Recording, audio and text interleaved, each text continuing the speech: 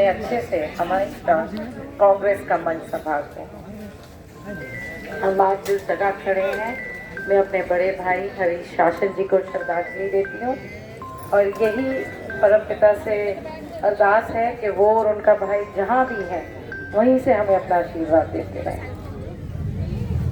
मेरे साथ आए मेरे सम्मानित मंच, माफ़ी सबका नाम लूँगी तो और देर हो जाएगी। और बलदेव नगर से जो मेरा इलेक्शन मेरे भाइयों ने संभाल रखा है, सोनी जी, हीरा जी, हमारे बड़े भाई वेद प्रकाश जी, निखिल, विनय, देवर चेतन, हमारे बड़े भाई साहब संत जी, मेरे को दिख नहीं रहे संदीप जी कहाँ हैं। तो आप सबका बहुत बहुत शुक्रिया कि जो आप लोग ने ये कमान संभाल रखी है। मैं आज इस मंच से, आज अकेला दिन है, तो ये सोचा था कि हमने अपना खत्म जिस दिन प्रोग्राम करना है उस दिन हम बलदेव नगर आएंगे, एक अपील आप लोग से करते हैं। देखिए, मेरे से पहले आपको सब ने मीरावीर जी रहेगी नाम तो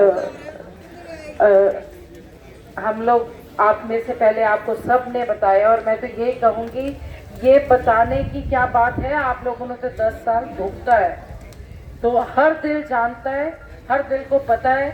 जो निगम में भ्रष्टाचार का अड्डा बना रहा, आप लोग वहाँ जाते थे, कोई काम नहीं होता था, पैसे दे के हर काम होता था, आप सबको सब कुछ पता है और बताना तो उसे पड़े जिसे समझ पाओ, ठीक है ना। बाकी हमारे एमएलए साहब अभी भी बड़े वादे कर रहे हैं कि मैं ये करा दूंगा, वो करा दूंगा, पहले कुछ हुआ नहीं, आगे एक्स एमएलए असीम गोयल जी बोल रहे हैं उनको, हमारे असीम गोयल जी बड़े बड़े वादे कर रहे हैं, मैं ये करा दूंगा, वो करा दूंगा। तो कोई उनसे पूछे कि जो पिछले काम है, कुछ कराया उन्होंने बलदेव नगर के लिए? हमारे अभी एक भाई साहब बड़े जुझारू, क्या नाम था उनका, हरीश जी, निंदर सिंह वैद जी, मतलब कि मैं सलाम करती हूँ उस इंसान को कि जिन्होंने इतने गट्स दिखाए और अपनी एक अंतर आत्मा जिंदा रखी, जो ये सरकार किसी को रखने नहीं देती, फिर भी उन्होंने इतने गट्स दिखा के वो यहाँ इस मंच पे आके बोल के गए, हम उनके बहुत बहुत आभारी हैं। तो जैसे मेरा भाई अभी बता रहा था हिम्मत, कि शैली सचदेवा जी ने कहा है कि मैं रुके हुए काम कराऊंगी। उनसे पूछे कोई कि 10 साल किसकी सरकार थी, भी उन्हें पता है उनकी सरकार ही काम रोकती है, कांग्रेस की सरकार तो नहीं थी कि जिन्होंने उनके काम रोके हुए थे, उनकी अपनी सरकार ने काम रोके हुए थे, वो रुके हुए काम कराएंगे। अगर वो ये कहती ना कि अधूरे काम कराऊंगी तो समझ आता, रुके हुए काम मतलब उनको पता है असीम गोयल जी ने काम शुरू किए, कागजों में पैसे आए, पैसे कहाँ गए किसी को नहीं पता, काम वहीं के वहीं अधूरे खड़े हैं।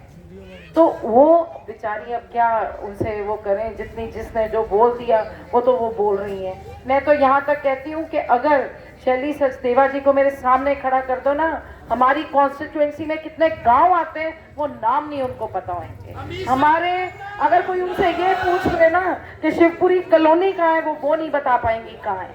तो ऐसा मेयर तो मेरे ख्याल किसी को भी नहीं चाहिए जिसको अंबाला का एक मैप भी नहीं पता होएगा, जो अपने रसोई से अपने घर से उठ के आके उनको राजनीति की स्टेज पे बैठा दिया गया, वे लड़ो मेयर का चुनाव। वैसे तो वो दिखती ही कम है, जहाँ हमें तो ये लग रहा है कि मेयर का चुनाव जो है वो असीम गोयल जी लड़ रहे हैं। वो हार अपनी बेचारे बर्दाश्त नहीं उनसे हो रही कि मैं हार कैसे गया तो स्टेज पे, वैसे तो उनको शर्म आनी चाहिए, वो क्या मुंह लेके पब्लिक के बीच में जा रहे हैं, क्या वो जवाब दे रहे हैं अम्बाला की जनता को, क्या दिया उन्होंने अम्बाला के लिए, जो आज स्टेज पे खड़े होकर मेयर के लिए वोट मांग रहे हैं। उनको तो आराम से घर बैठना चाहिए, स्वीकार करना चाहिए लोगों का जनमत कि मुझे हरा दिया है, मैं घर बैठता हूँ। और वो कल मैं उनकी कोई इंटरव्यू सुन रही थी, हिम्मत कह रहे थे कि कांग्रेस के पास नेता नहीं है। बताओ जी, एमपी हमारा, एमएलए हमारा, हारा हुआ विधायक नेता बन रहा है और जीते हुए जो हैं वो नेता नहीं है।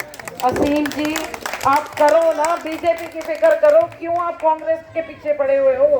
कांग्रेस के पास नेता भी है, नीति भी है, नियत भी है काम करने की असीम जी को, ये मैं इस मन से बताना चाहती हूँ। और आप सब लोग अच्छी तरह जानते हैं, आप लोग ने कांग्रेस के राज भी देखे हैं, आपने ये पिछले 10 साल बीजेपी के भी देखे हैं। मैं हमेशा कहती हूँ कांग्रेस लोगों के हितों की सरकार है। आप लोग के पीले राशन कार्ड बने थे ना कांग्रेस की सरकार में, अब इस सरकार में कटे होंगे, बना किसी का नहीं होगा। कांग्रेस की सरकारों में आपकी पेंशनें लगी, इस सरकार ने पेंशनें काटने का काम किया, लगाई किसी की।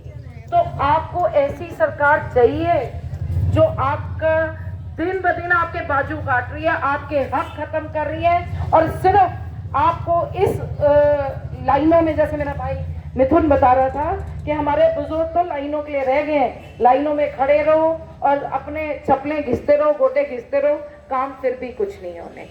तो आज आपको एक अखीरली अपील करने हम सब आए हैं। आप लोग बहुत समझदार हो, मैं जानती हूँ कि आज बहुत लंबी उनकी चिट्ठी आई है, हम ये करेंगे वो करेंगे।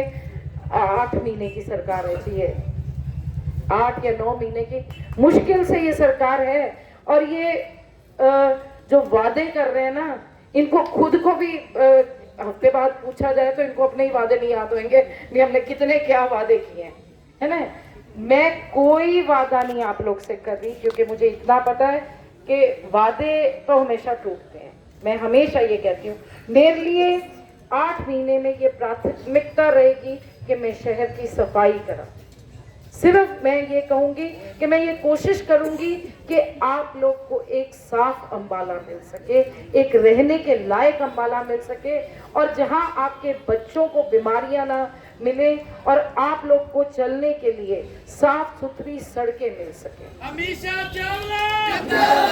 कोशिश करूंगी कि रात के टाइम हर पोल पे लाइट हो सके, ताकि आप लोग को अंधेरों में ठोकरें ना खानी पड़े। कोशिश करूंगी कि जितनी करा सकूं, जो सड़क जरूरी है उनको बनवाऊं।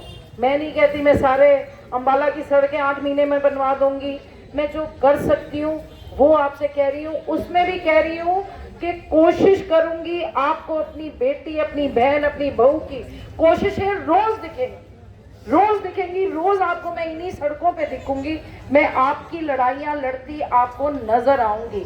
मैं वो मेयर नहीं बैठूंगी कि वो आप तो घर बैठेगी और उसका पति निगम चलाएगा, मैं खुद निगम में बैठूंगी और खुद चलाऊंगी। और एक बात बता दूं, आज ठीक है बिट्टू जी नहीं है, जहां भी है उनका बहुत आशीर्वाद है मुझ पे, पर आज आपकी बहू, आपकी बेटी अकेली इस पूरी भाजपा सरकार पे भारी हुई है। अब सीएम आया हुआ है, मतलब कि उनको अपनी जीत निश्चित नहीं है। कभी सीएम आ रहा है, कभी प्रदेश अध्यक्ष आ रहा है, कभी उनके एमपी आ रहे हैं, कल यहाँ एमएलए आए हुए थे। वैसे तो वो एमएलए भी आई हैं, उनसे किसी ने पूछा बलदेव नगर में कि 4 साल में उन्होंने बलदेव नगर के लिए किया क्या, कहाँ गई उनकी 2000 नौकरियां, कहाँ गए उनके सपने जो उन्होंने दिखाए थे। पहले वो कहती रही है 4 साल मैं बीजेपी के, मेरे को काम नहीं करने दे रही। आज वो बीजेपी के लिए वोट मांगने आई, किस मुंह से वो आई हैं? 4 साल वो यही कहती रही है ना कि बीजेपी मुझे निगम में काम नहीं करने दे रही। आज वो बीजेपी की स्टार प्रचारक है। मेरा तो एक मानना है जी, ना मेरा कोई स्टार प्रचारक है, ना मुझे कोई किसी को बुला के आप लोग को आश्वासन दिलाने हैं। मेरे स्टार प्रचारक तो आप लोग हो। आप लोग लड़ोगे मेरा चुनाव और आप लोग मुझे जिताओगे। मुझे सबसे पहले अपने अंबाला के लोगों की जरूरत है, उसके बाद मेरे लिए कोई माननीय सम्माननीय है। आप लोग मेरे लिए सबसे पहले आते हैं, और मेरा ये मानना था कि मैं सिर्फ जितना आप लोगों से मिल सकूं, जितना आप लोगों के बीच में रह सकूं, जितना डोर टू डोर करके लोगों के 1 to 1 हो सकूं, मैं वो करना चाह रही थी। मैंने कोई पूरे चुनाव में कोई बड़े स्टेज लगा के प्रोग्राम नहीं करे, किसी के क्लबों में, होटलों में रोटियां नहीं करी, डिनर नहीं करे। मैं आप लोग के बीच में रही, आप लोग को मिली, क्योंकि मुझे पता है कि जिसके साथ जनता में जनार्दन है, जीत उसकी है। स्टेजों में बैठ के जीत नहीं मिलती। और मैं आप लोगों में आज फिर ये अपील करके जा रही हूँ कि एक एक वोट कांग्रेस के पक्ष में डालिए, अपनी और अपनी मेयर बनाइए, कांग्रेस की मेयर बनाइए, और अपने हाथ मजबूत कीजिए। अगर आप इनको वोट देते हैं तो आप एक संदेश देते हैं जी बीजेपी ने पिछले 10 साल में आपके सभी काम किए, आपको सभी सुख सुविधाएं दी और आप उनके राज से सुखी हैं। अगर हो तो जरूर देना उनको वोट, अगर दुखी हो और दुखी हुए हो तो कांग्रेस को वोट देना। ये यहाँ से आज वादा करके उठना। धन्यवाद।